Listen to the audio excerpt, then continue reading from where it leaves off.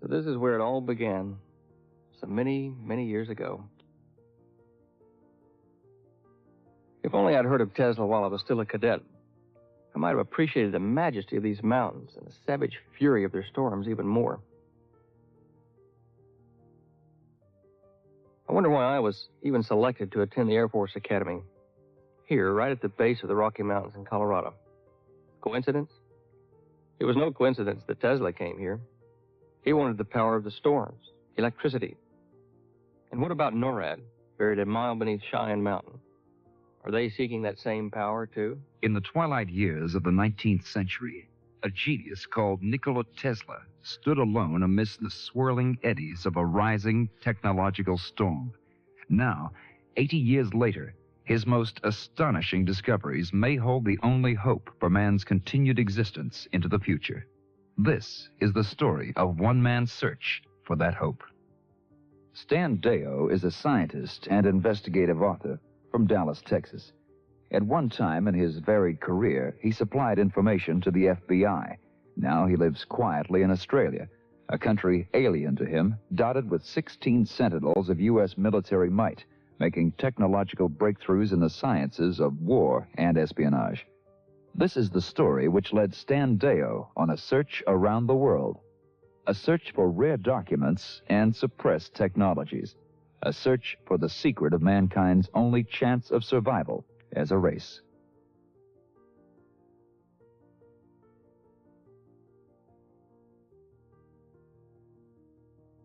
We stand for a strong national defense. We think war is a pretty stupid way to settle international difficulties. And nuclear war we think is insane. But something very dramatic has happened in the United States really in the last year. And that is that we are for the first time emphasizing the possibility of trying to fight and win a nuclear war. And that's new. Secondly, the amounts of money which we are now spending for military weapons is far more than we've ever done in peacetime before. And I think in a way, this administration has psychologically declared war on the Soviet Union.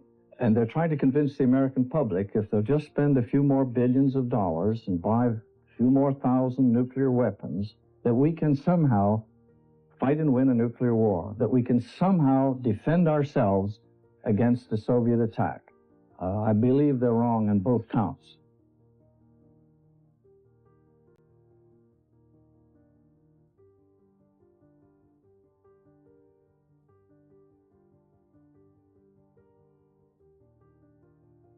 Good evening. I'm Stan Deyo. When I last spoke to Admiral LaRocque in early '82, I didn't quite know whether to believe what he said or not. But after further investigation, I began to agree with his viewpoint. I think we are headed for World War III. Now, I don't know about you, but I find that myself a rather frightening possibility. However, I think the future does hold some other options, so I want to share them with you tonight.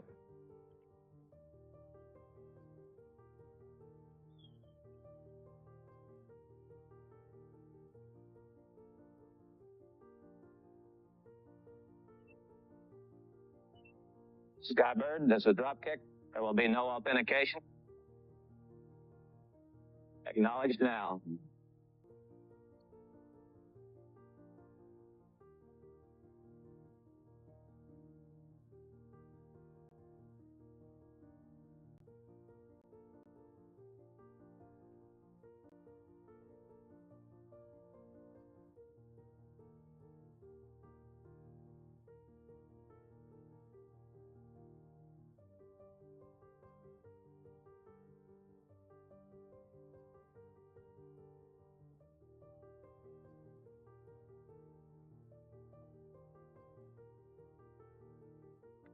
I'm sure most of you recognize this.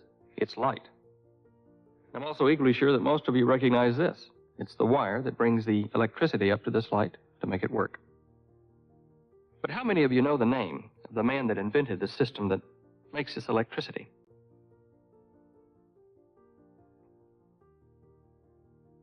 His name was Dr. Nikola Tesla, perhaps one of the most brilliant scientists of the last 2 centuries. Tesla was a Yugoslav, born in Croatia of Serbian parents in 1857.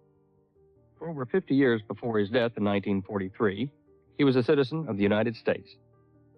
I knew if I wanted to know more about Tesla the man, I would have to start my search in the country of his birth, Yugoslavia.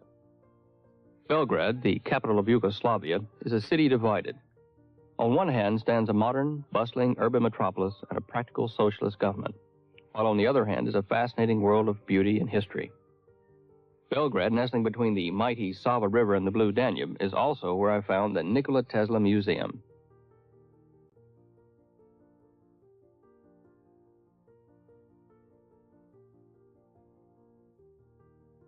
My first introduction to Tesla would be through Professor Alexander Marencic, a professor of telecommunications at the Belgrade University and a man intensely interested in the work of Dr. Tesla. How many of Tesla's personal documents and photographs do you have here in the museum at Belgrade? Well, there are over 100,000 documents and over 10,000 photographs in the museum, which are concerned some aspects of Tesla's work, or photographs of Tesla himself, his laboratories, in various circumstances, his guests, his friends, and so on. Dr. Marencic, why do you think such a great man has been so neglected by the modern historians? To some extent, I think Tesla was responsible for it, because he was interested in basic research in some great things. And he neglected many important things in this life, for example, which make one well-known, somehow widely accepted. He didn't care much about that. He didn't care that the newspaper talk about him very much. He didn't even try to write many scientific articles in a way they were usually written by many other scientists.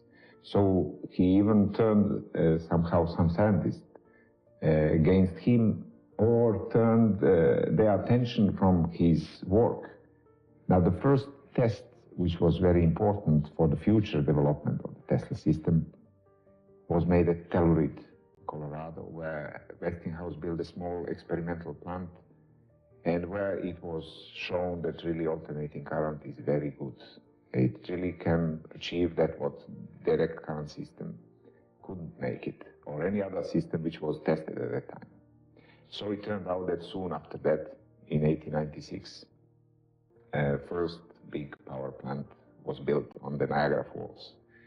And soon after that, the whole world started to produce many, many similar plants, or in fact to use alternating current system. And that was the beginning, what was recently mentioned as the second electrical power revolution. It is worthy of a special note that the originality of Mr. Tesla's discoveries has not been disputed by any manufacturer of electrical power transmitting apparatus. And that's the system we have today, the 60-cycle AC system. Feeling stifled in the technical atmosphere of Europe, Tesla traveled to the United States. But on the journey, both his wallet and luggage were stolen, and Tesla arrived in New York, a foreigner without any money.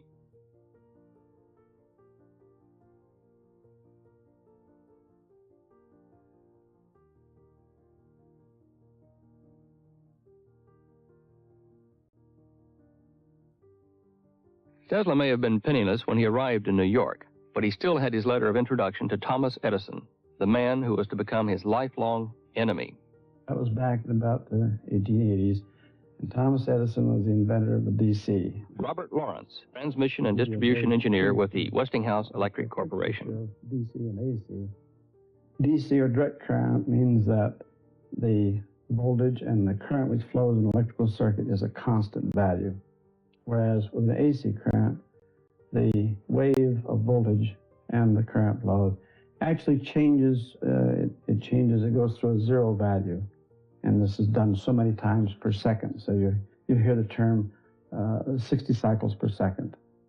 Now, Mr. Tesla and George Westinghouse were both on the side of the AC system, and of course the big and significant difference was that the DC system could only distribute or transmit power over a very limited distance. The AC system, because you could transform it and step up to higher voltages or lower voltages, could transmit over very long distances. And it was Tesla's, I guess you'd say, stick-to-itiveness or intensity that was a very key part. In fact, he presented a paper in 1888 to the American Institute of Electrical Engineers on his system of AC power and the polyphase motor. That's the system we have today. Westinghouse picked up some of the ideas and recognized that they were good. And I think he, of course, was Westinghouse and Tesla were together on this key point about how far you can transmit the power. And I think both of them were far-sighted in that term. Tesla was a decision maker, or more of a problem solver, excuse me, not a decision maker. I think he was a problem solver. The Westinghouse was more of a decision maker as we think of it today. I think that there are many people today who would have a difficult time getting forth their ideas. For example, if I had a really good idea today, where would I go to sell it? Who would I get to believe me? No, there are so many people with so many good ideas. In his time, his ideas were more unique. I think he would have a more difficult time today. I really do. You know, I think what you've said there explains why Tesla had to be even a bit of a showman in his time to get his ideas recognized. Oh, yeah. Though that might have been a little bit of a flair of the individual. He had some dramatic, as you say, showmanship to him. He had a flair for showing off his things when he gave his papers in 1888, or when he invited people to meetings. He always had things that he could show, and there's a little bit of a showman and a little ham in a lot of engineers. I think that's quite true to form. Actually, I think it adds a bit more color to the man. To him. Yeah. Makes him human, and I think he was. Sometimes I feel that we think of him as a genius, cold, and so forth. He was a very human person. I think he had a sense of humor. Yes, yeah, he did. I was interested to find that he liked to drink whiskey. He did not like to associate much with women per se, but he had some views that women were pretty smart folks, and I'm sure the women today would like that. The partnership between Westinghouse and Tesla was sealed by a contract for more than $1 million, and Westinghouse set about constructing the basis of the 20th century's technology. Well, the common figure seems to be that there was about $1 million supposed to have been a contract, and that he would be paid some royalty. I think it was $2.50 a horsepower, something like that. I looked into this more, and it seems as if the figure that is more realistic was around $200 and some thousand. And let me add an interesting view on that. I checked out what a dollar is worth in 1890 or 1888 dollar. Today would be worth $10.83. So the $225 million that Tesla got then would be like about $2 million today. It seemed to me that Tesla should have been a very rich man, but everything I had read suggested that he died a pauper. At the RCA Corporation in New York, I found William Turbo, grandnephew to the great Nikola Tesla. Bill, Tesla must have amassed quite a substantial fortune in his lifetime. Absolutely not. In speaking to people about Tesla and about the enormous amount of monies that he made and could have made and wasted, and I don't feel a bit bad about that. I certainly would be the heir to some substantial fortune if it were somebody else than Tesla, but it's never bothered me a bit, because no matter how much money he might have made, he would have spent it all. Well, I think this adds a little bit of credence to the rumor that Dr. Tesla had very little regard for money. Whatever he had, he spent, and if he didn't have it, he still spent it, which is why he got in trouble financially, because he spent more money in constructing this wireless power tower out in Long Island. He spent more money than he was able to collect. And so I discovered Tesla's first great dream, to build a 200-foot-high tower on Long Island so that he could transmit radio signals around the world.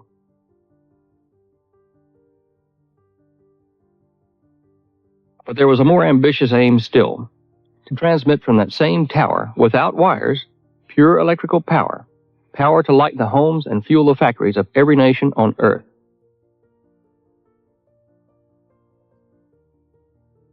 He was a very dapper, personable person, in spite of all the stories you hear about how foreboding he was.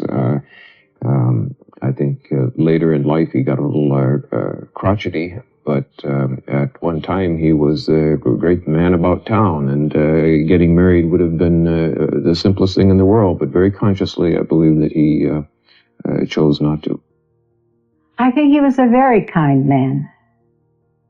But I think he was so wrapped up in his work and his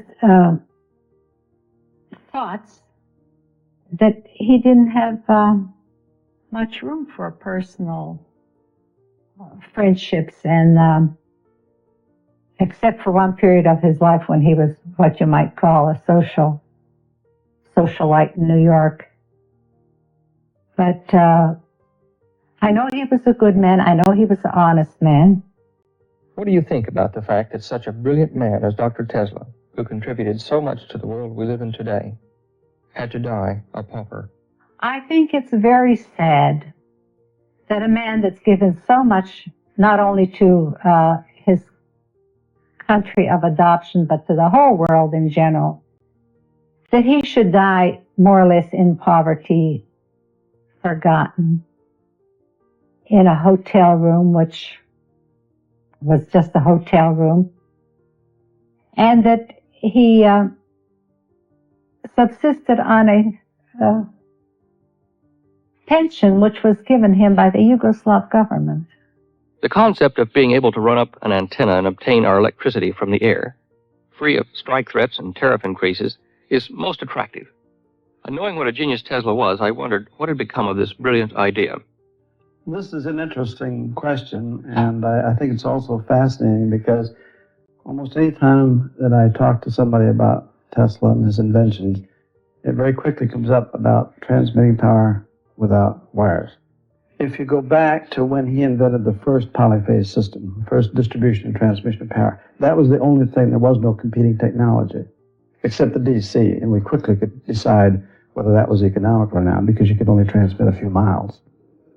But if we now compared a new technology like transmitting without wires and had to commit a lot of resources to it, the other alternatives, which are already today in existence, would just not permit that to develop.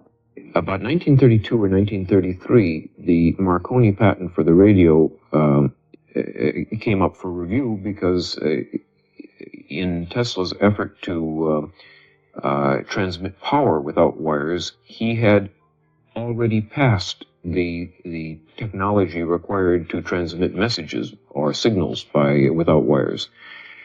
And he had I believe he had a lawsuit with Marconi, or at least a serious disagreement with Marconi at the time of the invention, but with the legal process and what have you, it was 1932 or so before the original basic Marconi patent was reviewed by the Supreme Court of the United States, and at that time it was overturned. So technically, Marconi is not the inventor of the radio. I can't say that Tesla is the inventor of the radio, but his work was cited as the principal work that predated Marconi's patenting. A couple other scientists also were mentioned in the suit that resulted in that overturning. What became of the tower that Dr. Tesla built for Mr. Morgan? Tesla had such an enormous reputation when he came to Morgan that practically anything that he might invent would have a business use. But the particular thing where Morgan stopped the funding was out at that tower because Tesla was interested in transmitting power without wires, while I think Morgan would have been happy to settle for transmitting messages without wire, which is like 2 or 3 orders of magnitude less difficult. And so while they were at odds as to where the research should stop, Marconi, of course, patented the wireless transmission. And even though that patent was overturned later, Marconi, of course, became a wealthy man, much better business sense, and Tesla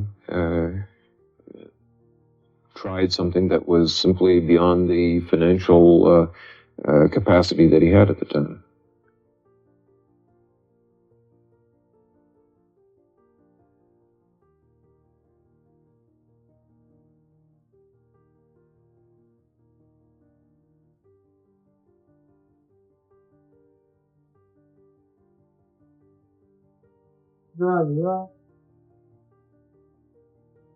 From his laboratory at Colorado Springs in the Rocky Mountains, Dr. Tesla harnessed the abundant powers of nature. The two sheds which Tesla constructed for his experiments have long since vanished. All that marks the spot is a memorial plaque. But the mountain peaks are still there, and so are the fantastic electrical exhibitions of nature. About 150 kilometers to the north of Colorado Springs stands the 300-meter-high tower of the National Oceanic and Atmospheric Administration. Probing temperature, pressure gradients, humidity, and wind turbulence, and relaying the results to one of the most sophisticated computer facilities in the world, has not brought the scientists of today any closer to the secrets of nature that Tesla understood and apparently took to the grave with him 40 years ago. The Cathedral of St. John the Divine in New York, the largest edifice of Christian worship in the world. It was here on January the 15th, 1943, that more than 1,000 distinguished citizens from around the world gathered to pay their last respects to one of the greatest scientists in recorded history. This greatness gave us the first radio broadcast in 1896 over a distance of 25 miles, 2 years before Marconi, who was credited with the invention of radio. He gave the world a system of electric power, which 80 years later has not been surpassed. He invented and patented over 900 different electrical concepts and devices. Are these ashes all that remain of this man, who even made it possible to bring down lightning from the heavens in the sight of man anywhere on the globe?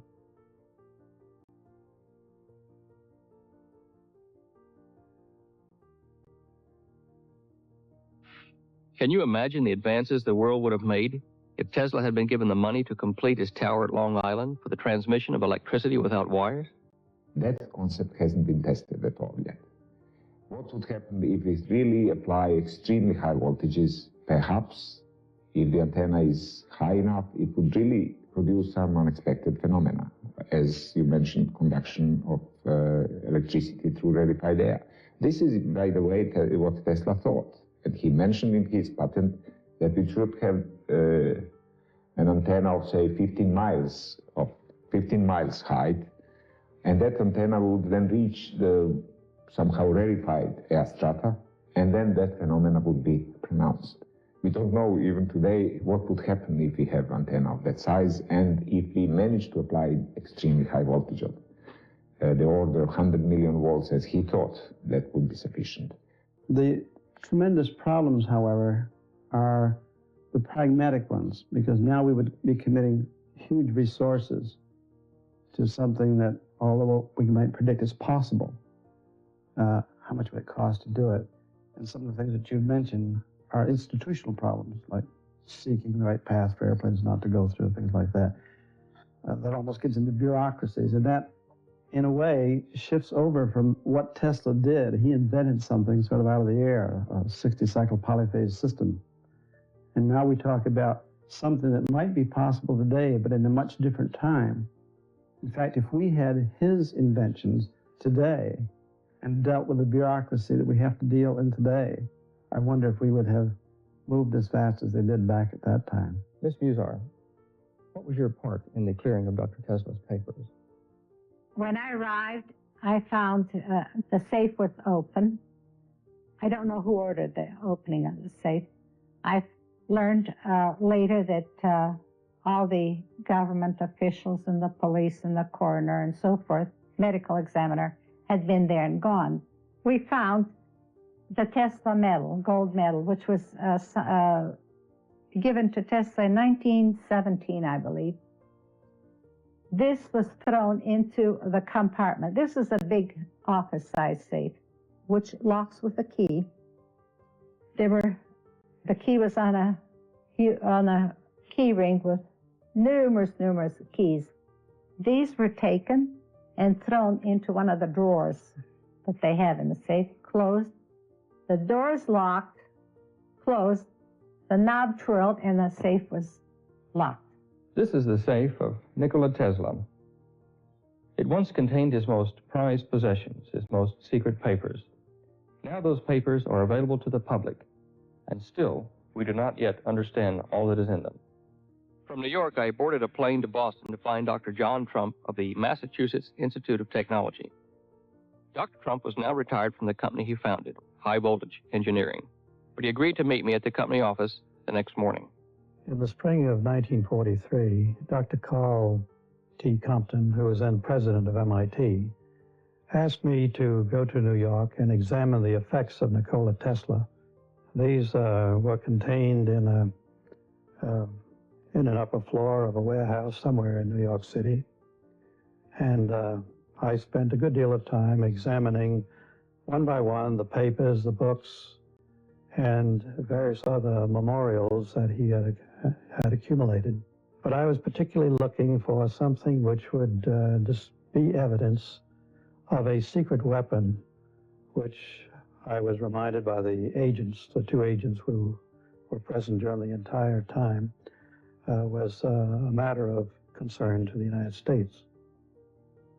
In the course of this, I did come across a number of letters directed at the upper echelon of the British Empire, that is, I think, to the King and Queen, or perhaps just to the King of England, and also to the Tsar of Russia, explaining that he was the inventor of a secret weapon which had rather remarkable properties, and that he would be interested in entering into a negotiation which would lead to a disclosure of what they were. Of course, I spent a good deal of time looking through these papers, trying to find out what the nature of this secret weapon was.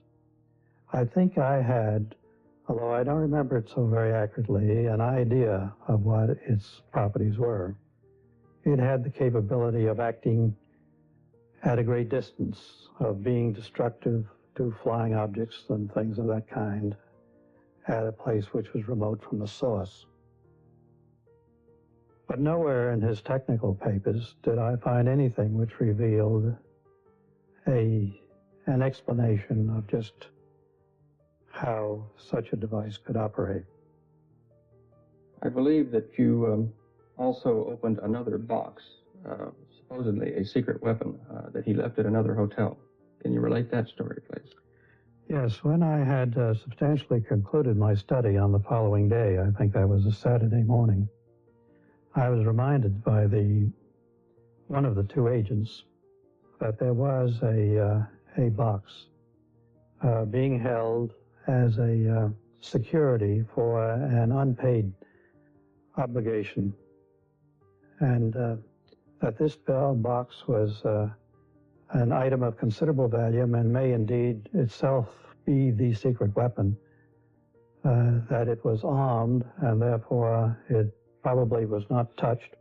Were you nervous doing this? I found it a matter of a bit of concern. However, I realized that this had to be done, and so we taxied down to this hotel. The agents identified themselves and their credentials to the assistant manager of the hotel, who led us to a room. This room was essentially empty except for a table and a steel cabinet against the wall, which was opened. I think perhaps he opened it with a key. The cabinet itself was empty, except on one of the lower shelves was a package, a box, a rectangular box of ordinary size, which was wrapped in brown wrapping paper. It turned out to be a highly polished box with brass clasps, and it looked more like an instrument case. And after waiting a while and listening a while and remembering that it had been there for quite a few years, I think it had actually been there for about 5 years as a security, I opened it. It turned out to be a decade resistance box, manufactured by, I suspect, an American manufacturer. and something of value, but not great value, and certainly nothing ominous at all in its nature. So after Dr. Tesla had let the world know of his secret weapon, after he had written letters to the King of England and to the Tsar of Russia, offering them this weapon at a time when both were engaged against the Germans in World War II, no evidence or papers were found which referred to any such secret weapon. My report to Dr. Compton was that I saw no danger in releasing these papers and these relics to his heirs. Miss Musar had arrived too late to know who had opened Dr. Tesla's safe or what had been removed. And Dr. Trump had found nothing which he considered dangerous or a secret weapon. Tesla had been a naturalized American citizen for 54 years, so why were his papers seized by agents of the custodian of alien property? I suspect that governments other than those of the United States, England, and Russia were interested in the inventions of Dr. Tesla.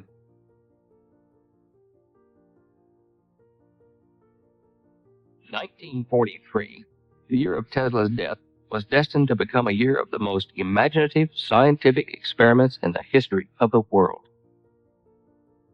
It is said that the most awesome of nature's powers, the sun, inspired in Tesla the principle of the rotating magnetic field.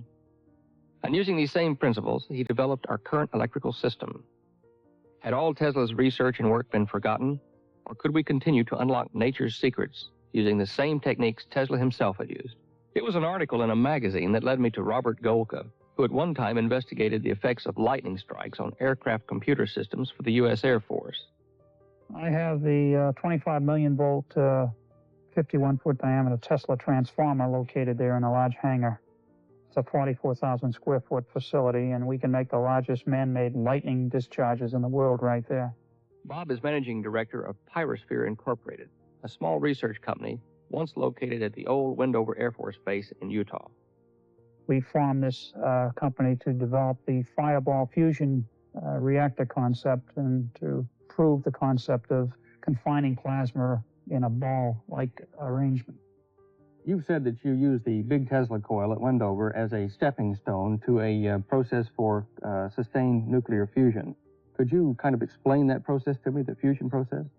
All right. Basically, we take a CO2 laser, focus it down to a sharp point, and pulse it, which makes a little laser explosion, similar to sunlight going through a magnifying glass and setting a piece of paper on fire.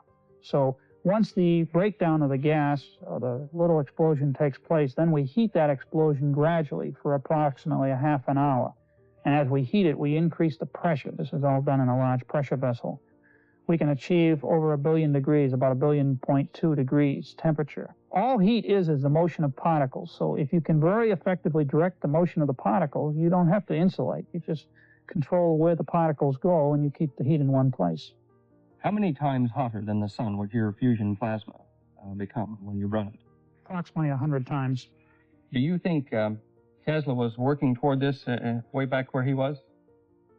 I don't think he was working on fusion at all. His diary notes state that he was very curious about the formation of ball lightning and wanted to investigate it more, but I don't think he had an application in mind. He simply mentioned it as a very curious phenomenon and was intrigued by it, but unfortunately never got back to experimenting with it. So Tesla may be responsible for even the next great revolution in the electrical industry, the changeover to fusion power.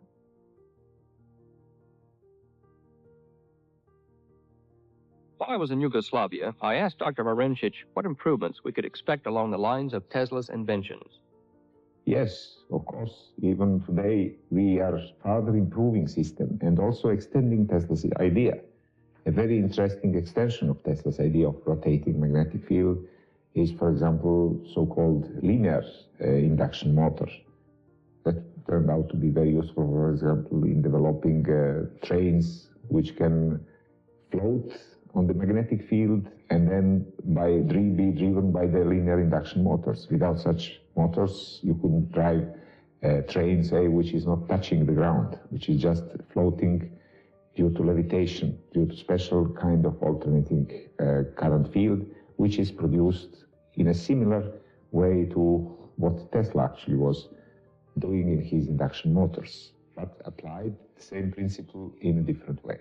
Tesla is most known for the invention of the induction motor in the so-called father of alternating current, and those are the things that we see in common use today because they became practical immediately as Tesla invented them. But after that phase of his life was over, he kept moving toward more and more difficult, I shouldn't say difficult things beyond the state of the art to such an extent in science that a number of the things that he was thinking about were not able to be demonstrated as practical at the time he was thinking of them.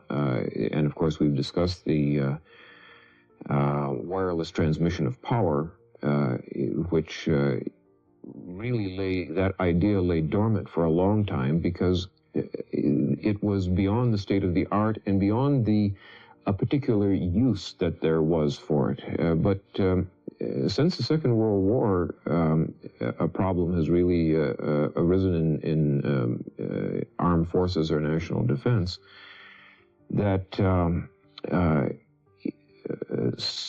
part of the defense posture of this country is certainly based on submarines operating, and technology in submarines allows them to operate at much deeper depths than World War II submarines, for instance. And so communicating with them became impossible.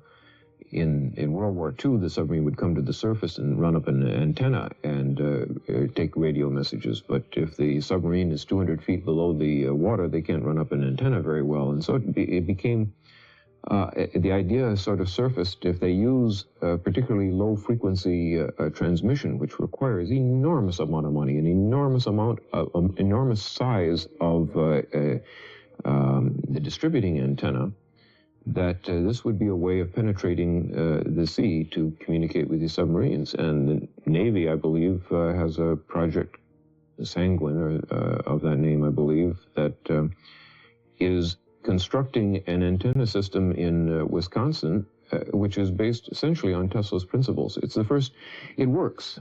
And it's the first time that there ever was a need for such an antenna system. And it's interesting that it does sort of connect the ideas that Tesla had in 1910 with the practicality of 1955 or 1960.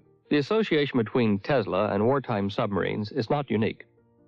At a spectacular and unbelievable demonstration in Madison Square Gardens in 1898, Tesla caused a sensation with the successful operation of the world's first ever remote-controlled device. It was the time of the Spanish-American War, but Tesla's astonishing robotic submarine grabbed front-page headlines. If this submarine were loaded with dynamite, the Americans would have had an awesome new weapon. In Tesla's words, a race of robots. The press and the public of the time could see the potential of this new device, even though the U.S. government could not. This new technology, Tesla called tele-automatics.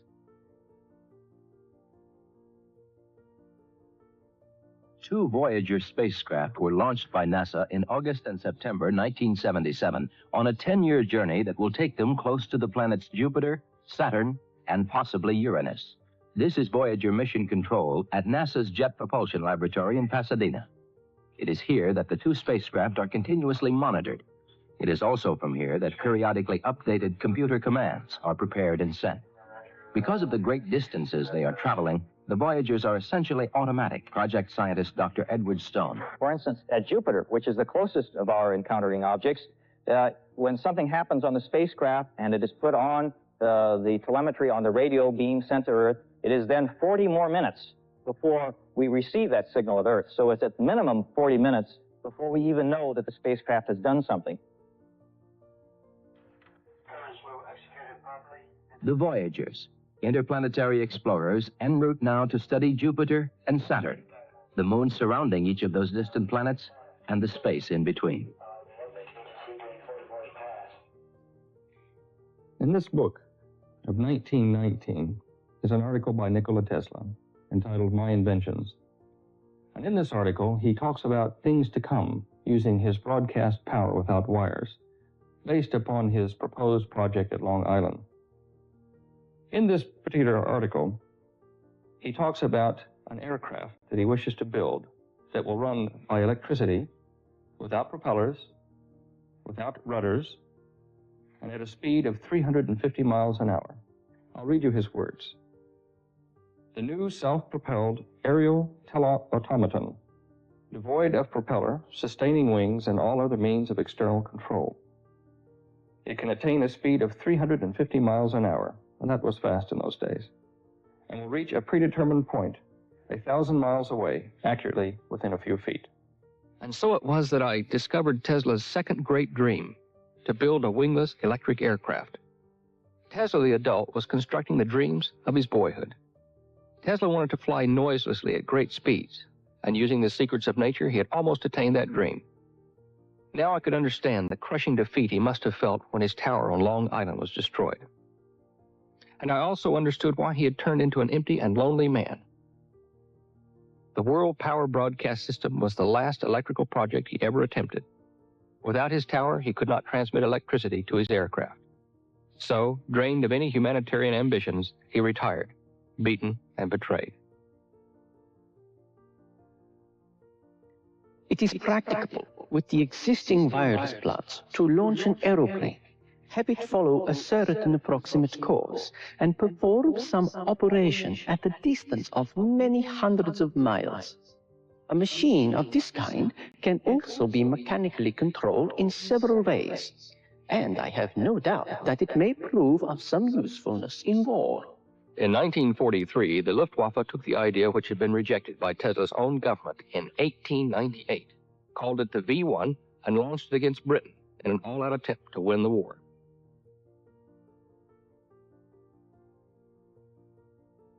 Spurred on by victory, the Germans advanced into a modern age of missile warfare with the successful construction of the deadly V-2. Such a machine, sustained and propelled entirely by reaction, can be controlled either mechanically or by wireless energy. By installing proper plants, it will be practicable to project a missile of this kind into the air and drop it almost on the very spot designated, which may be thousands of miles away. But we are not going to stop at this. Dr. Henry Pohl, Chief of the Propulsion and Power Division of NASA at the Johnson Space Center in Houston. Would you say that von Braun was one of the major pioneers of the industry? I mean, like the major pioneers? I would say that in the past, in the time of war, we were forced to develop new technologies and develop new techniques for doing things. And that certainly gave Dr. von Braun an edge over the opportunities that most people have in life. And I think even at the time that von Braun was building rockets to drop bombs on England, that back in his heart, he had the desire of going to the moon. And I think every step, every decision that he made was based on what he could do to build a better propulsion system, something that was capable of taking us, for example, to the moon, or at least into space. You know, we've come a long way since World War II. The propulsion of rockets. Where's the future leading us? Well, the thing that we need now is we need a breakthrough in a new concept in propulsion. That when we talk about chemical propulsion, we've stretched it just about as far as we can. We've always thought that the major advances to mankind came out of war. But what we need is an anti-gravitational device or something like that. And do you think that is possible? Who knows? Anything in the future is possible. What about the past? I look at the pyramids, for example, and I am not convinced that we did not at that time have some type of anti-gravitational device that assisted those people in putting those huge stones in place. I think it was possible then. I think it is possible in the future that we will come up with some technique that can allow us to lift enormous masses with very little force and an expenditure of very little energy. If we could find some way to come up with some smart way that would just eliminate the effects of gravity on the hardware that we're trying to boost. It will be practicable to project a missile of this kind into the air and drop it almost on the very spot designated, which may be thousands of miles away. T-minus 10, 9, 8, 7, 6, 5, 4. We've gone for main engine start.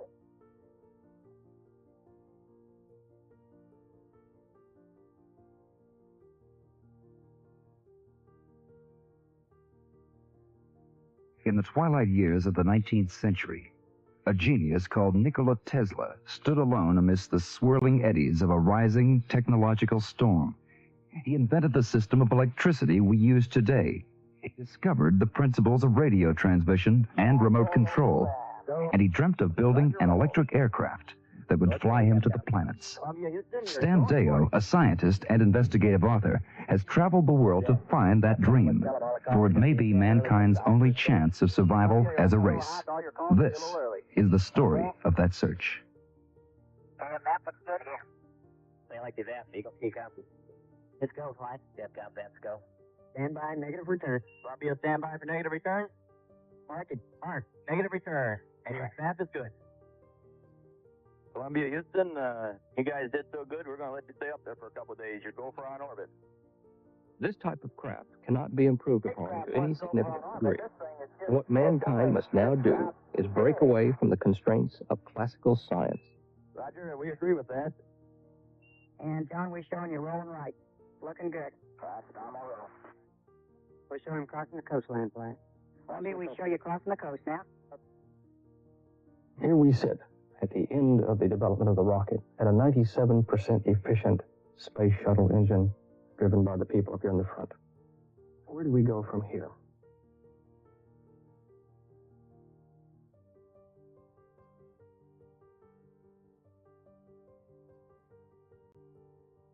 On 27th March 1943, Hitler began construction of the world's first operational missile launching site for the V-2 in the forest of Epperle-Kus.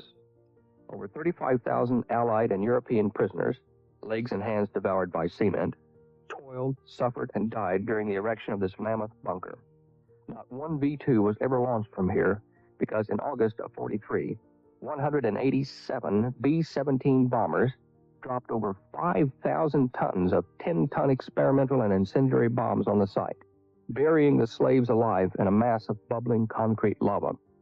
This was the largest bunker ever built in the world, and it was built to be indestructible.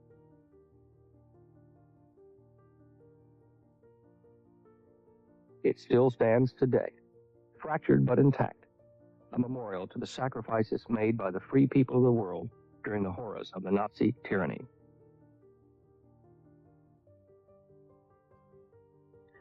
The V-2 was plagued with a number of problems. One, they were using liquid oxygen. Trying to burn liquid oxygen with a fuel produces extremely high temperatures. To cool the combustion chambers, to cool the turbo pumps, everything was pushed in the state of the art with the materials that they had to work with, the technologies that they had to work with. And probably the most significant advancement that's been made in propulsion could be attributed to an advancement in materials technology. Originally known as the A4, the V-2 test at Peenemünde were plagued by costly disasters and setbacks. There is some other phenomena that they had to deal with. You try to launch a vehicle from the Earth and have it setting down fairly close to the Earth. The rocket plume, the exhaust gases, when it came out, would have a tendency to come back up and put forces on the vehicle, and the vehicle was marginally stable at best at low velocities. And frequently those forces would topple it over, or you would get a cavitation on one side of the nozzle. The thrust would decrease on that side, and that would put an unsymmetrical force on the vehicle and tend to tilt the vehicle. Then in 1943, the missile made its first successful flight, traveling 118 miles in just 269 seconds.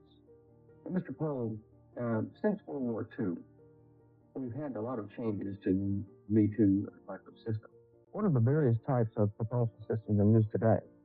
In the chemical propellant world, we have the liquids, we have the solids, and the difference between a liquid and a solid is that on a solid, you put both the oxidizer and the fuel in a combustion chamber in a solid form, and it burns much as would a piece of paper. On the liquid propulsion systems, we store the fuel in one tank, we store the oxidizer in another tank. We have a set of pumps to pump the fuel and the oxidizer into the rocket engine. And for example, if we look at the shuttle and we talk about, can I turn this around just a little bit? And we talk about these main engines here. There's 3 of them on that vehicle. Those things are a little deceiving when you look at them, but you have to realize that it takes about 100,000 horsepower to drive the fuel pumps that pump the fuel into the combustion chamber, or into the rocket fuel pump. That's just to drive the fuel pump. But we really haven't come up with a different method of propulsion in the last 40 years, have we? No, there's some things that we're looking at, electric propulsion, on propulsion, things like that. Those are very small systems now, producing very small thrust. They are usable where you need a thrust for a long time to go to some interplanetary missions. But again, that's almost like using brute force. What you're suggesting is a way to get around brute force. That would be nice. If we could find some way to come up with some smart way that would just eliminate the effects of gravity on the hardware that we're trying to boost. Werner von Braun, who developed the V2 rocket, came to the United States after the war and worked on the Mercury and Redstone rockets. His ultimate achievement before his death in 1976 was to design for NASA the mighty Saturn rocket to carry the Apollo astronauts on a mission to the moon. Okay, engine stop. Houston, Tranquility Base here. The Eagle has landed. Roger, Tranquility. We copy you on the ground. You got a bunch of guys about to turn blue. We're breathing again. Thanks a lot.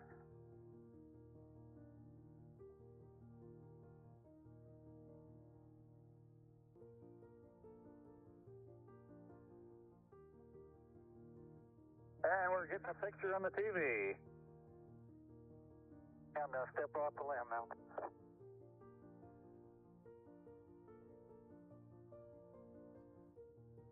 That's one small step for man, giant leap for mankind.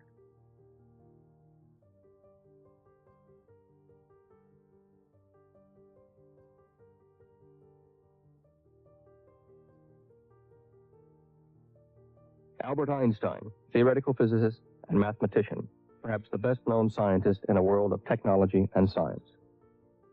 In 1943, while England was reeling under the impact of guided missile bombardment, he undertook one of the most amazing and fantastic scientific experiments ever devised by man.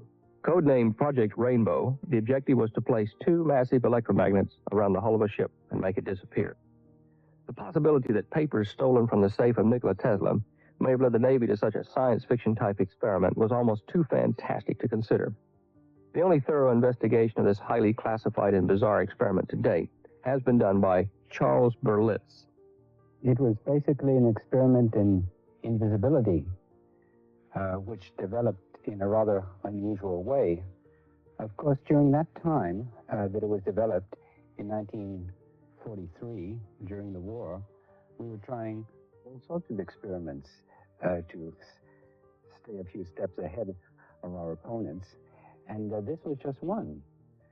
There was also an experiment going on in the Pentagon, in the research section, involving the use of a ray, a sort of a death ray, you might call it.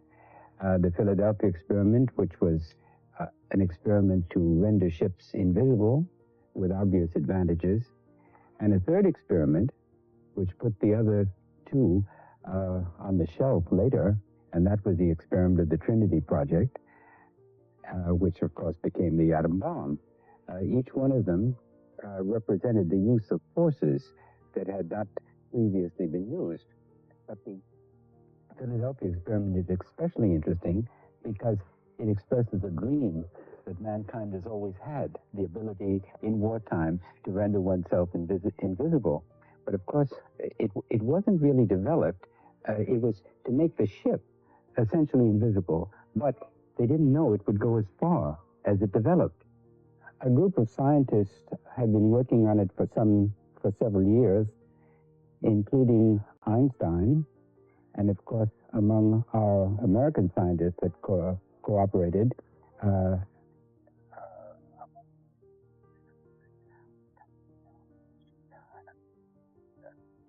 the DE-173, and was called the Eldridge. It was a destroyer escort, and the men were specially chosen not only from the Navy, but also from the Merchant Marine. It was a sort of an elite group, Merchant Marine personnel that had already been used in the Murmansk run at the time. And these sailors and civilian and regular sailors were told that the experiment was simply to be an operation concerning electricity, which is putting it very mildly when you consider what happened. The ship seemed to glow in the field, and all of a sudden, with a sort of the way you put on a neon light, except in reverse, it flicked off instead of flicking on, and there was no ship there. To the consternation of the Navy brass and the other people who expressed who were assisting at the experiment, but to the much greater consternation of the crew on board. When Charles mentioned the glowing ship, I remembered hearing various reports on UFOs that glowed and hummed. Perhaps way back in 1943, we had almost stumbled onto a form of electrical propulsion which could have surpassed even the Nazis' technological advances of the time. As far as we know, the experiment was discontinued at the time because of the success of the other experiment, which was much more convinced. I'm referring to the atom bomb. Afterwards, we have been able to find out what the was of the crew. Some of them seemed to be running down the decks. One of them felt that he'd been blown off the ship as a result of the experiment. And as he was trying to get back on the ship, but actually he was on the ship all the time, and he seemed to be running through a cloud and see shapes where he didn't expect to see shapes before. All of a sudden, after just a few seconds, according to the people on board who have been able to talk to us about it, they found themselves at another place. And it was Newport, where the ship had a berth.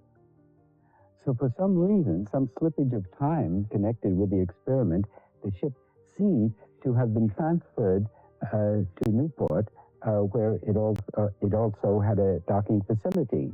Then, after a few seconds more, this cloud came again, covered the ship, and the ship reappeared at the place it was. The crew had not been psychologically prepared for what would happen to them, and they ended up very badly. Some of them, has been fairly well established, died as a result. Others spent years, according to their own statements, in Navy hospitals, and in general, they were too affected for the same crew to carry on the experiment. I have uncovered the fact that experiments into matter transmutation or teleportation are continuing within institutions of the United States and the USSR, despite their tragic effect on human lives. That afternoon, as Flight 177 took off from Fort Lauderdale and nosed its way through the Bermuda Triangle, I wondered who this mysterious Townsend Brown was. Albert Einstein had died in 1955, but maybe Brown was still alive today.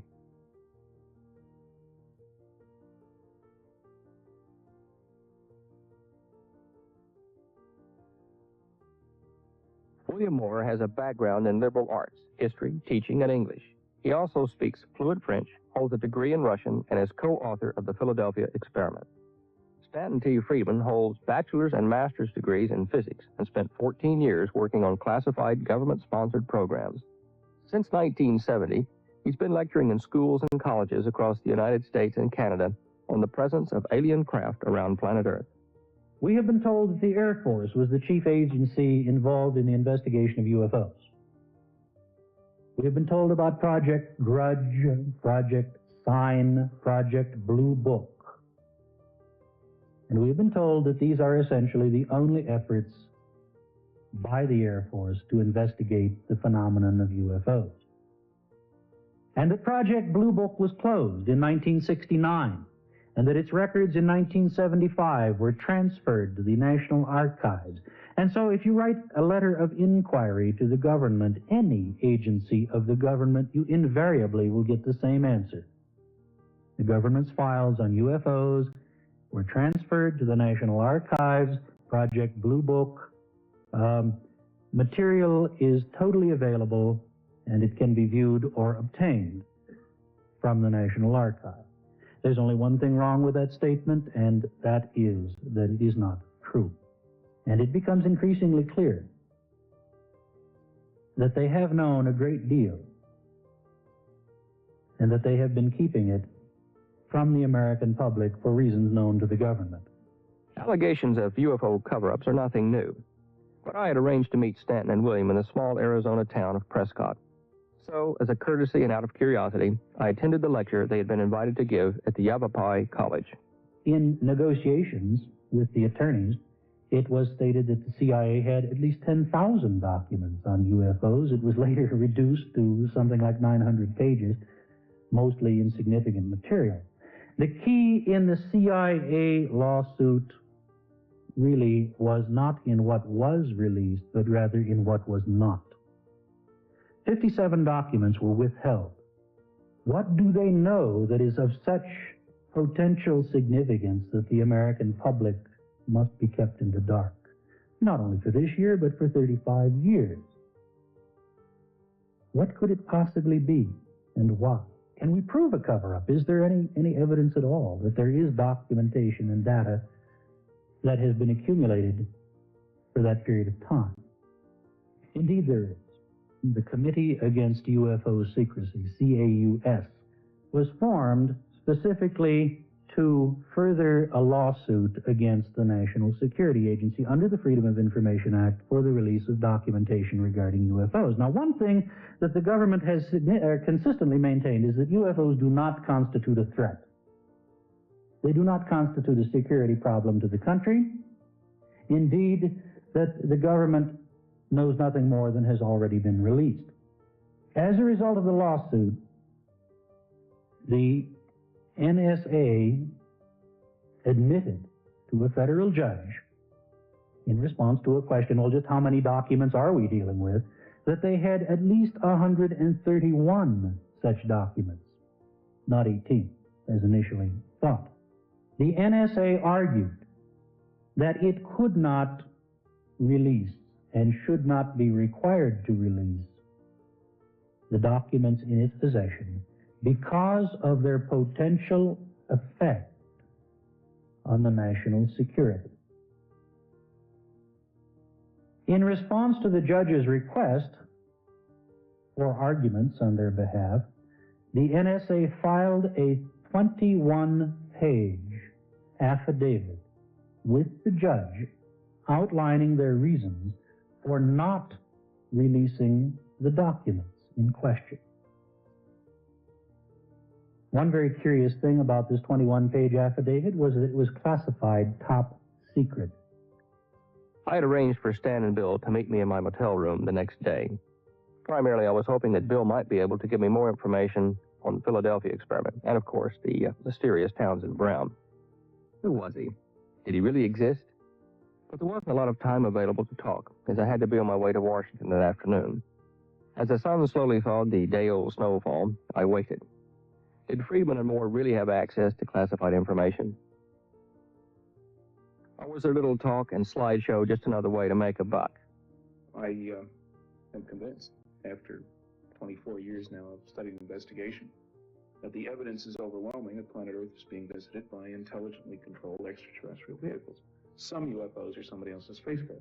I'm also convinced that some small group in the government of the United States, and probably in other countries as well, knows very well that we're dealing with alien spacecraft. We're dealing with what in the States is appropriately called a cosmic Watergate. We're not convinced that everything should be put on the table. Technical data, for example, I'm not at all sure should be out on the table. Because the key feature about flying saucers, forgetting philosophy, religion, all those other areas which are certainly important, has to be, how do they work? Every government in the world would like to get its mitts on that kind of technology. Unfortunately, what that would mean, better weapons delivery and defense systems, I suppose. And so I don't think that data should be put on the table unless everybody puts all their data on the table. We both feel it is very, very important for the future of the race to recognize at some point in our sociological development that we are planetary creatures. That is, members of a planetary society, as opposed to nationalistic creatures, members of individual, in this case 158 now different tribes, essentially countries, on the same planet. I think that once that realization is made, that we begin to think of ourselves as members of the human race on planet Earth. The thing about governments, though, most governments, is that priority number one is to stay in power, whether they're elected governments or despotic governments. Yes. Staying in power is the key. And I think in the United States, for example, any president that stands up and says, look, we've been lying to you for 35 years. We have had positive proof of their existence. We can't reveal the technical data, but we've known it. In fact, our reason is going to immediately be accused of being a liar, quite straightforwardly, is in danger of losing the next election, is risking his political skin, so to speak. In the United States, that could be done by a president who had been elected twice in a row. He can't run for a third term now. We haven't had such a president since General Eisenhower. Frequently, the question was asked, why, if they are coming here, haven't they chosen to contact us? Why don't they land on the White House lawn and make themselves known? And say, take me to your leader, of course. That's the common joke in the States. That's right. Anyway. The only problem is there is no leader to be taken to. Nobody speaks for the planet. There's nobody who speaks for planet Earth. That's true. Certainly not the President of the United States does not speak for 4.5 million That's right. He's got enough trouble talking for his own staff lately. But yeah, I think maybe the prerequisite for their communication with us is that we talk to them first. We ask them to talk to us as a planet. Now, there's been almost no thinking along that line. It was obvious that these two were nobody's fool, but I was still unconvinced unless there was something more concrete to be offered as evidence.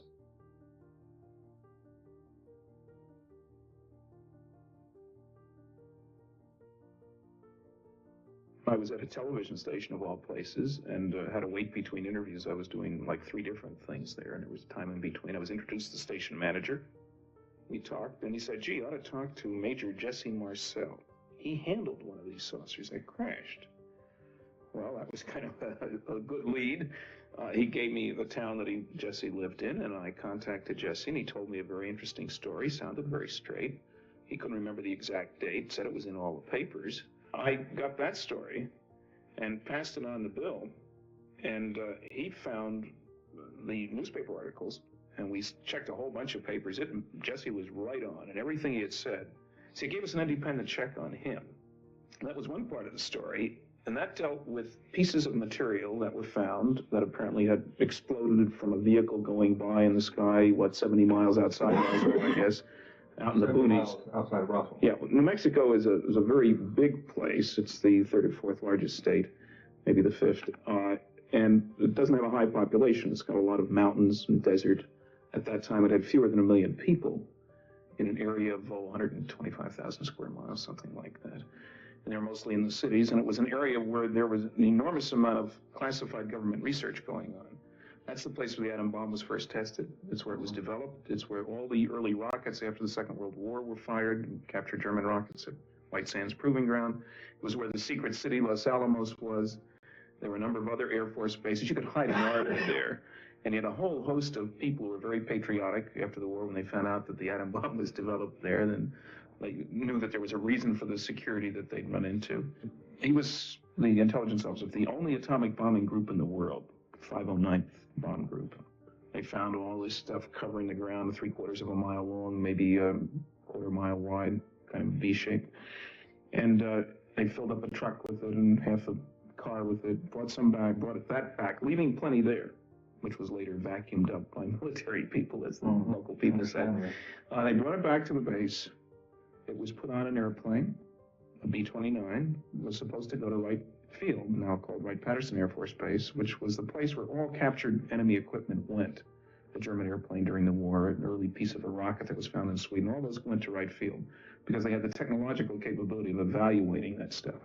The initial thought on this stuff, partly because it had strange symbols on some of the materials, very strong, very lightweight, a lot of peculiar properties. Now, Jesse Marcel was a pilot. He had a lot of time during the war, had a background in physics, a very sharp man, was familiar with all the aircraft in New Mexico and all the rockets and all the rest of that. Very mysterious material as far as he was concerned. Anyway, they put it on a plane heading toward right field. Meanwhile, the base commander tells the base public relations officer to put out a press release saying they had one of these flying discs that people had been seeing. I should stress, this is less than 2 weeks after the first big noise in the United States about sightings of flying discs, flying saucers. But that was only part of the story. The other part is even more fascinating because it involved apparently the crash of the rest of the vehicle, 100 miles or so west of there, and bodies were found on board that, and the military carted that off. Any description of the bodies? Oh, yes. Very quickly, between 3.5 and 4.5 feet high, 85 to 95 pounds, essentially hairless, a head larger in proportion to the body than a human head would be, but not larger than a human head, widely spaced and deeply set eyes, no apparent protrusions for ears or nose, nares and ear canals present, but not the protrusions that a human would have. Very small teeth, and unusually 4 fingers instead of 5, and working in quite a different way. They seem to be articulated in the sense that they would work something like this, with this finger up here being sort of folding over these 2, being less useful, but these 3 being the graspers, and jointed quite different than a human wrist. Our primary motion is lateral, like this, where the joint in this case appeared to allow principal motion this way. And one-piece outfits of a silver gray color, apparently some sort of artificial fabric, no insignia. What else can we say? I have no descriptions on the feet at all. No one seems to want to talk about it. So we don't know whether it had webbing or anything like that? No. The hairs on the back of my neck were standing on end. What I was hearing couldn't possibly be true. But here, these 2 university-educated men, one a scientist, the other an author, believed every word they were saying.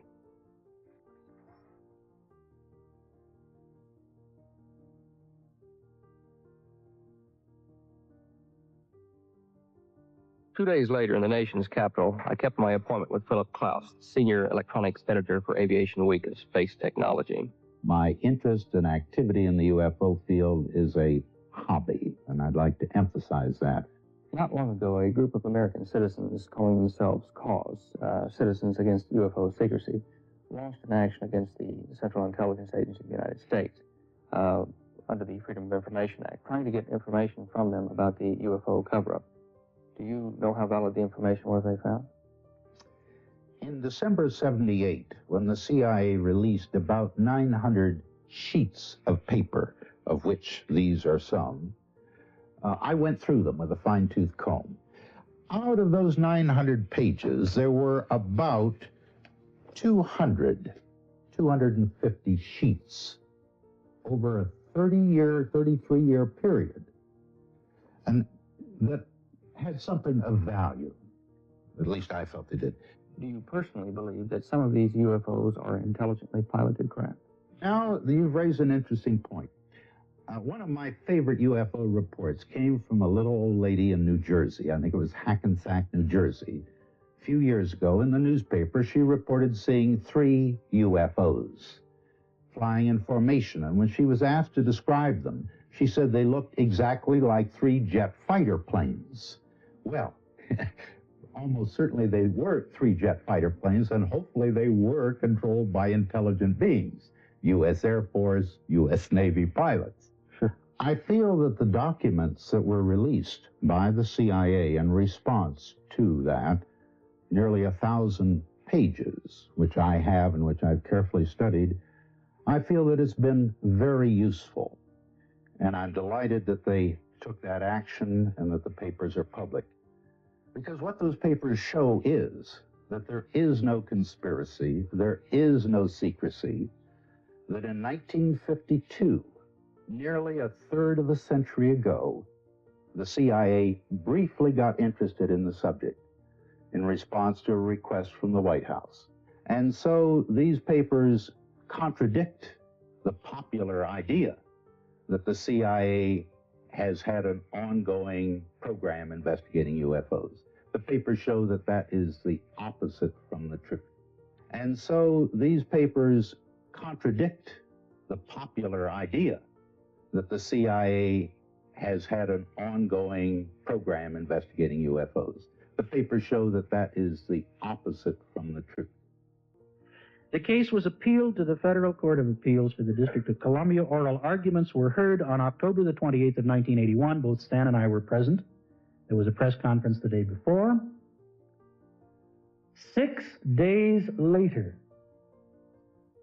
6 days later. Now keep in mind, a federal appeals court, the normal time for the issuing of a ruling on any case is anywhere between 2 and 6 months.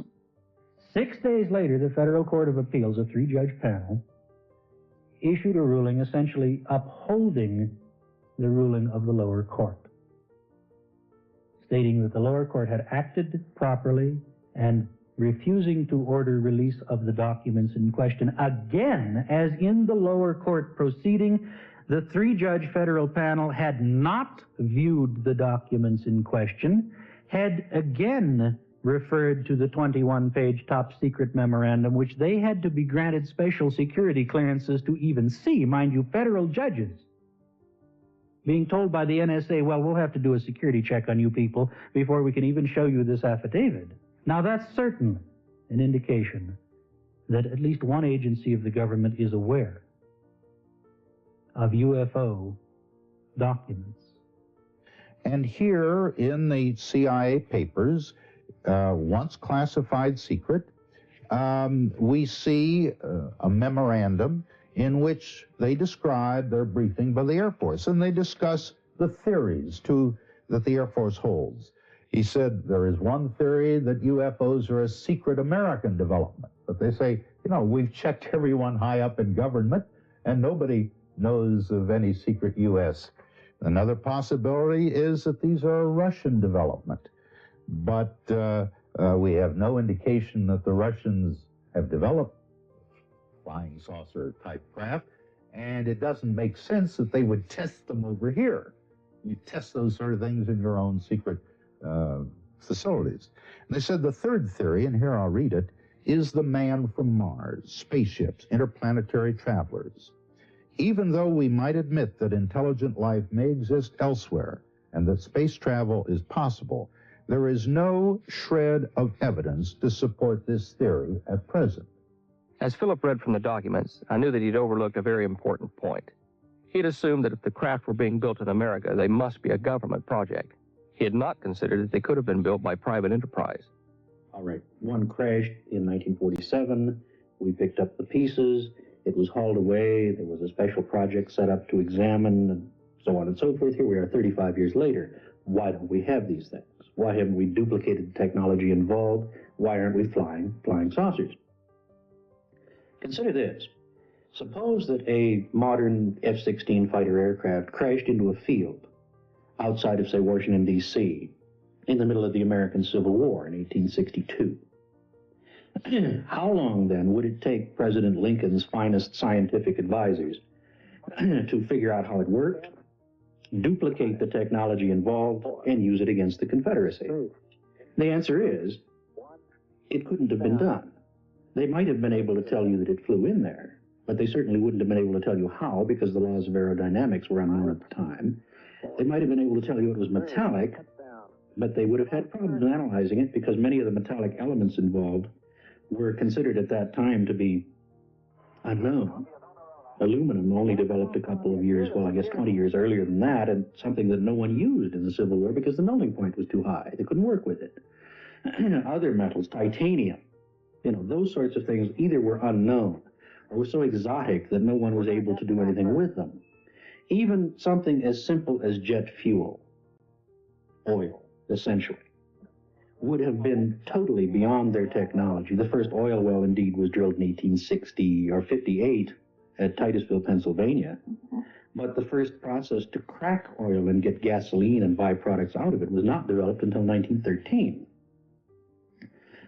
The pilot, would have been an unusual creature indeed, assuming that he had perhaps some of the attributes common to 1980s human beings.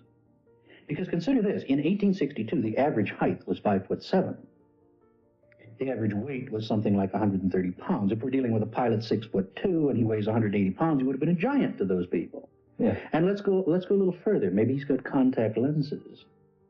Or maybe he's wearing a plate, plastic tooth, or teeth in his mouth. Plastic. 1861, what on earth is that stuff? They might have known something about Bakelite, perhaps, but that's pretty primitive as far as plastics, and I'm not even sure that Bakelite was around in 1860. And electronically speaking, the technology of the aircraft itself, the electronics equipment on board that aircraft, and there's a great deal of it on an F-16, would have been absolutely incomprehensible. In 1959, the U.S. government cooperated in the research and development of an elementary flying disc, but this project was prematurely abandoned. My own research in this field reveals that they had discovered a new principle, which they apparently failed to recognize in time to save their project. The Avro disc now stands on display at the Fort Eustis Army Transportation Museum in Virginia. Actually, it wasn't called the Avro disc. It was called the Avro car. Developed by AV Rowe Limited in Canada. AV Rowe, on one of their other projects, became interested in the air cushion and began to see if they could make a flying vehicle. After a few years, the United States Air Force became interested in this particular project and gave them some funding. Later on, the United States Army also involved and provided additional funding for the project. But what the Army was looking for was a craft that could rise up in a ground effect and then from there take off into free flight. The Avro car was powered by what? It was powered by 3 jet turbine engines. How did the air pattern work on it? Well, air was drawn in over the top of the vehicle and then was ducted down and blown out.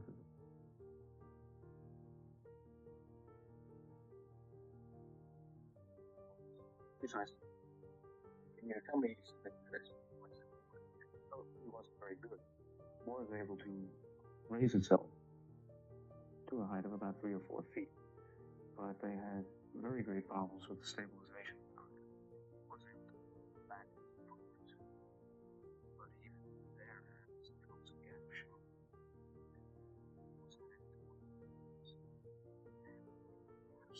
The real problem with it is that they were going in the wrong direction. The air cushion used by other people became very popular as hovercraft.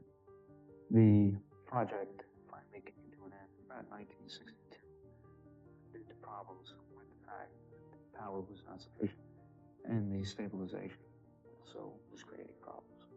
Development of the vehicle resulted in a gradual improvement from the relatively unstable first flight requiring rapid pilot input through various applications of the spoiler control system, which was abandoned due to lift loss with control applications, and ultimately to the introduction of the focusing control ring, which resulted in the most significant improvement to date. In the most recent configuration, with the addition of the pneumatic control boost, the vehicle displayed stable flight characteristics at a height of 3 feet and at speeds up to 30 knots. The wind tunnel test data showed, however, that the focusing ring control, though it had been developed for satisfactory hovering, was not good enough for forward flight, and that fairly extensive modifications were required to add an improved forward flight control system. Testing was therefore discontinued until the 2 vehicles could be modified in readiness for further wind tunnel and flight test programs. Certain designs and inventions lodged with the U.S. Patent Office prior to 1959 revealed the name Agnew Bonson, but no further reference was found of him after 1964. In California, I located his 2 sons, Frank and Hunter Bonson, and they told me about their father's research work and his untimely death. He was killed in a plane crash in June of '64. He was flying his own plane. It was a company plane. He crashed flying into a small airport in Worcester, Ohio, in the late afternoon. The runway had been newly paved. The sun was shining directly down the runway. I flew in with him to that same airport, and there were some power lines strung along one end of the runway. And I remember he said, "Someday someone will be killed here, and then they'll take them down." And that's exactly what happened. I think he was thought of by many people as being crackpot. A crackpot, I guess. I didn't really say that. It But bordered on genius. It's the same type of thing that for any person ahead of his time, that people can only understand as much as they can grasp. He hired a number of scientists, among them Townsend Brown, and he was pursuing anti-gravity research. He was interested in building a flying saucer. His other primary interest was world peace, and the two went hand in hand to build a spaceship, an anti-gravity machine, to aid in bringing about world peace. And I was quite young at the time, but it was a fascinating place. It was something out of the movies with large electrical generating equipment. What type of a electrical power system was your father using on his craft? Do you remember the names or the... I don't remember. Tesla coils. Tesla coils. And how big would they have been? I remember some standing units that were, let's see, it would have been like 9 feet tall. 9-foot Tesla coil? Wow. Being only young at the time, the boys were unable to tell me anything about Townsend Brown. But J. Frank King, a co-worker on the anti-gravity project, told me the full story.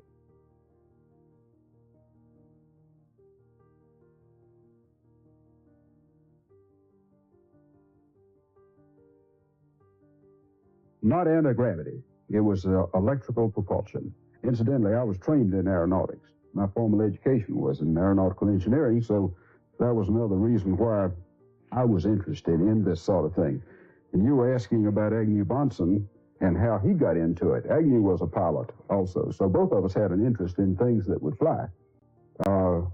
This was the early 50s when everybody was awfully interested in flying saucers anyway. And most of the people were trying to find some reason for their being here. Also, other people were trying to find how they could fly and they could do the things that people said that they could do, such as accelerate very fast, turn very quickly, fly at speeds that were beyond any capacity that we had with the type of drive systems that we had. It seemed to us that it wasn't a matter of developing a means of blocking gravity, but maybe developing a device that would carry its own gravitational field. We needed somebody that had done more along the lines that we believed in. And we hunted for various people. Finally decided that T. Townsend Brown, that we had read about but had never met, was working along lines that we liked. And so we decided that we'd try to find him. And this was in 1957. And we finally located him. He had just gotten back from France, incidentally, where he had done for the French government a series of tests on moving structures using electricity as the prime mover. Thomas Townsend Brown, and he was not to my knowledge a doctor, and is still alive, by the way, is perhaps a very typical example of an individual who devoted the best part of his life to trying to understand and develop technology that the rest of the world didn't seem quite ready to accept. In other words, utilizing sophisticated capacitors. Townsend Brown proceeded to demonstrate that when properly charged with high voltage current, these capacitors would exhibit motion in the direction of the positive pole. He translated that into the theory of the Biefeld-Brown effect, named after Paul Alfred Biefeld, who was an associate of Albert Einstein in Switzerland. He has done considerable work along those lines ever since the early 1920s. Townsend Brown, who had a military background, was a lieutenant commander in World War II, had a nervous breakdown in 1943. We know he was very depressed over the effect on the crew members of the experiment and the subsequent experiment which took place at sea. He had previously been connected with his own project, Winter Haven, which had to do, probably would have caused a tremendous breakdown, a breakthrough in interdimensional travel, and was pulled off that project to work on the Philadelphia experiment. Suddenly a nervous breakdown, everything ends. It's common knowledge in any government that people who have a history of nervous breakdowns are security risks. They're not given classifications. There are indications that this work went on in spite of Townsend Brown under top secret government projects. But now, in 1957, Townsend Brown was again working with electric discs, but this time for private industry. We wanted to work on a smaller scale. Apparently in France, he'd been working in an aircraft hangar with a 16-foot tall piece of equipment, a really large piece of equipment. We didn't think we needed anything like that.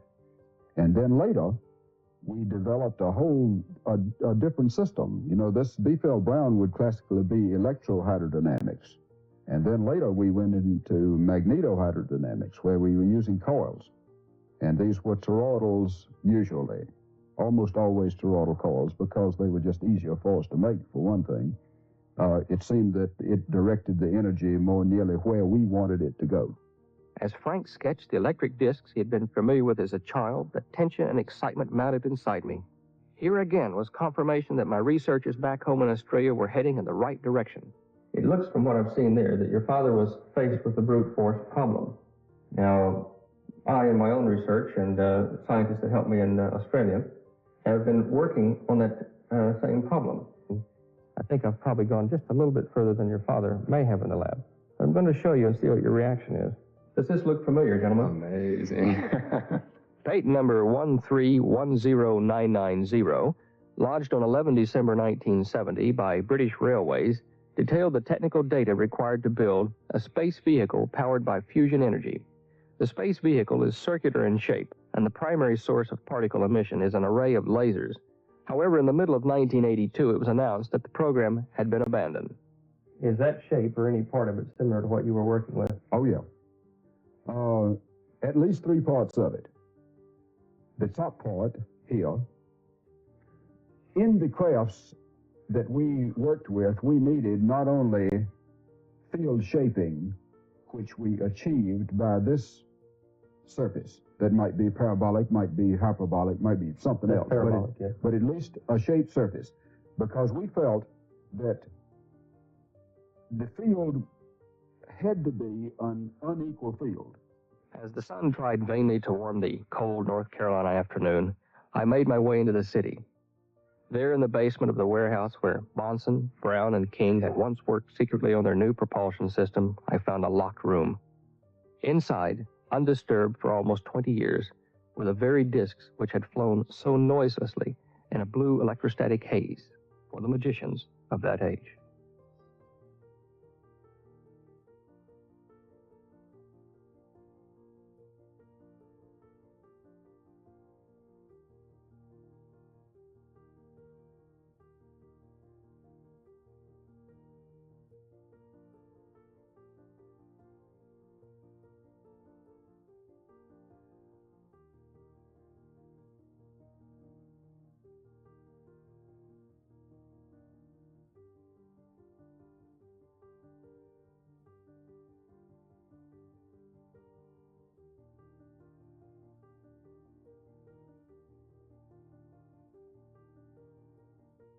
We are going to have to solve the problem. Those of us in this room, those of us in the United States, those of us that are here on Earth, we have the problem, and we can't look to a solution to something in outer space or some magic device.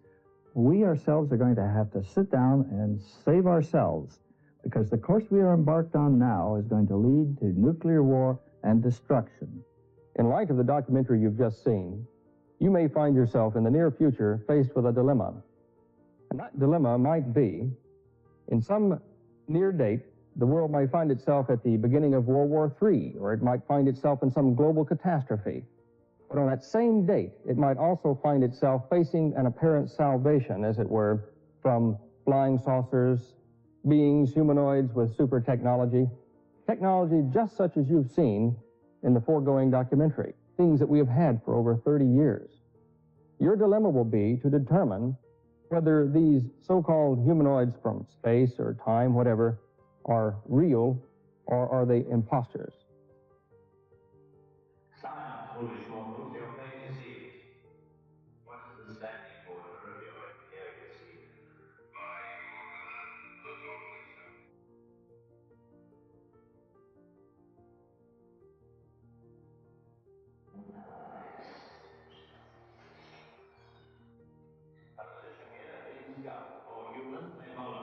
Prepare to lift off. In the name of the 12 colonies of man, I demand the release of the humans. Yes, go ahead.